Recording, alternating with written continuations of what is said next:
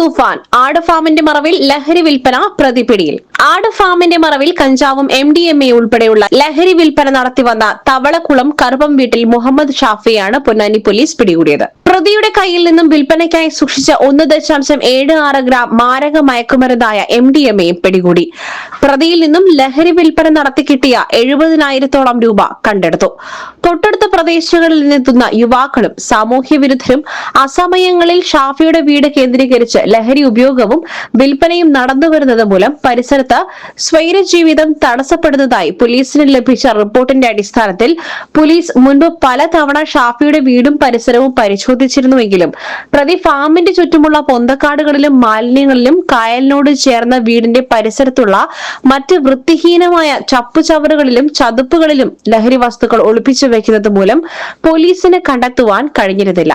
Operation തൂഫാൻ പ്രഖ്യാപിച്ചതോടെ പ്രതി ഷാഫിയെ police നിരന്തരം നിരീക്ഷിച്ചു വരികയായിരുന്നു.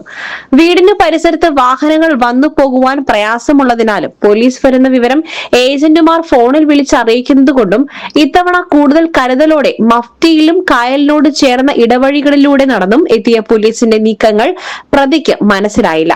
മഫ്തിയിലെത്തിയ പോലീസ് സംഘം പ്രതിയെ നിരീക്ഷണത്തിൽ നിർത്തിയ ശേഷം പൊന്നാനി ഇൻസ്പെക്ടർ സതീഷ് കുമാറിന്റെ നിർദ്ദേശപ്രകാരം Ponnani SI Anto Francis, Shiji Mon, probation SI Ananthalakshmi, ASI Varghese, senior civil police ഓഫീസർമാരായ Nasar, Prasanth Kumar S, civil police officer Sajil എന്നിവർ അടങ്ങിയ സംഘം നടത്തിയ പരിശോധനയിലാണ് വിൽപ്പനയ്ക്കായി കരുതിയ 1.7 ഗ്രാം MDMA കണ്ടെടുത്തത്.